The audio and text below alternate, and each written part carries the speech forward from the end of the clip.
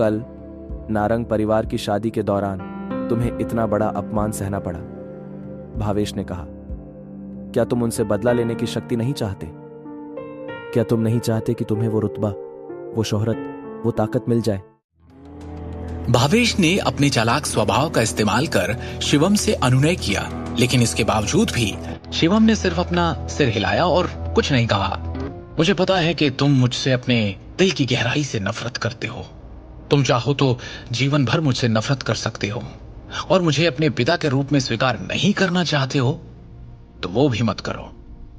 भावेश ने गंभीरता से कहा, केवल एक चीज है जो तुम्हें करने की जरूरत है, वो है शाह परिवार में वापस आना और अपने दादा को पहचानना।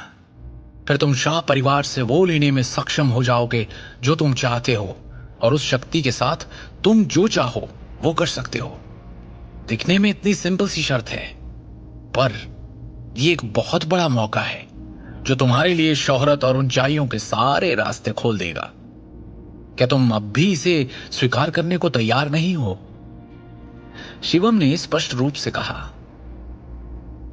मुझे आपकी सहायता की कोई जरूरत नहीं है।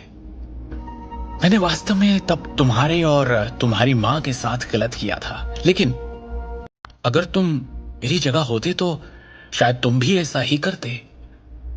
एक आदमी जीवन में सब कुछ खो सकता है, हालांकि केवल एक चीज जो उसे नहीं खोनी चाहिए वो है वो शक्ति जो उसके हाथों में है। शिवम ने अपना सिर हिलाया और बेहद निराशा में आह भरी। पूरे 1 दशक के बाद भी भावेश को अभी भी उसने उसके और उसकी मां के साथ जो किया उसके लिए किसी प्रकार का पछतावा या अपराध बोध महसूस नहीं हो रहा था। शिवम ने खड़े होकर जाने से पहले कहा, मैं वापस जाने और अपने दादाजी से मिलने का समय चुनूंगा। हालांकि शाह परिवार के मामले का मुझसे कोई लेना देना नहीं है। ठीक है, तुम जा सकते हो। मैंने तुम्हें पहले ही शर्तें बता दी है और तुम्हारे जवाब का इंतजार रहेगा। मुझे पता नहीं क्यों ये यकीन है कि तुम अंत में अपना विचार बदल दोगे। हाँ, आपने जो कहना है या करना है वो कीजिए। नोएडा सिटी, पूर्वी जिला, रायजादा ग्रुप बिल्डिंग। इमारत के प्रवेश द्वार पर पहुंचकर शिवम गेस्ट हॉल में चलने के लिए आगे बढ़ा। सर, क्या मैं पूछ सकती हूं आप किसे ढूंढ रहे हैं? रिसेप्शनिस्ट ने विनम्रता से पूछा। मैं आपके डायरेक्टर नितिन रायजादा से मिलने आया हूं, शिवम ने शांति से कहा। आप डायरेक्टर रायजादा से मिलने आए हैं? क्या आपके पास अपॉइंटमेंट है? उस रिसेप्शनिस्ट ने फिर पूछा। कैजुअल स्ट्रीट वियर टाइप के कपड़े पहने शिवम किसी ऐसे व्यक्ति की तरह नहीं दिख रहा था जिसके पास डायरेक्टर नितिन रायजादा जैसे बड़े आदमी से बात करने की योग्यता भी हो। मिलना तो दूर की बात थी।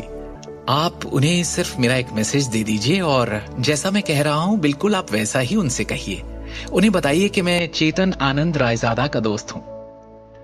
ठीक है, आप प्लीज कुछ देर वेट कीजिए। भवन के दूसरी ओर डायरेक्टर के ऑफिस में एक असाधारण स्वभाव वाला एक मध्यम आयु वर्ग का व्यक्ति कुछ डॉक्यूमेंट्स और फाइल्स की जांच कर रहा था। कम इन। अनुमति मिलने के बाद एक युवा पुरुष सेक्रेटरी ऑफिस के अंदर आया और उसने नर्म तरीके से सम्मानपूर्वक कहा, डायरेक्टर सर, फ्रंट डेस्क से मैसेज आया है कि कोई आपको ढूंढ रहा है। Front desk? दिन के इस वक्त मेरा कोई अपॉइंटमेंट नहीं है ना? देखो, वो जो कोई भी है मुझे नहीं, अपने लिए परेशानी ढूंढ रहा है शायद, और इसके लिए तुम्हें यहाँ आने और हर वो इंसान जो मुझसे यहाँ मिलने आए उसके बारे में मुझे बताने की जरूरत नहीं है, समझे? सर वो एक्चुअली, सेक्रेटरी थोड़ा सा हिचकिचाया और फिर उसने कहा, सर उस आदमी ने आपको एक मैसेज देने के लिए कहा है। उसने कहा है कि वो किसी चेतन आनंद रायजादा का दोस्त है। मुझे लगा शायद आपका कोई फैमिली मेंबर है या कोई रिश्तेदार जो आपको ढूंढते हुए आया है, इसीलिए सर मैं रिपोर्ट करने आ गया। चेतन आनंद रायजादा। आगे की कहानी जानने के लिए देखिए अगला एपिसोड सिर्फ पॉकेट एफएम के यूट्यूब चैनल पर, और शिवम द हिडन वॉरियर के सारे एपिसोड्स को सुनने के लिए डिस्क्रिप्शन में दी लिंक से डाउनलोड करें पॉकेट एफएम ऐप।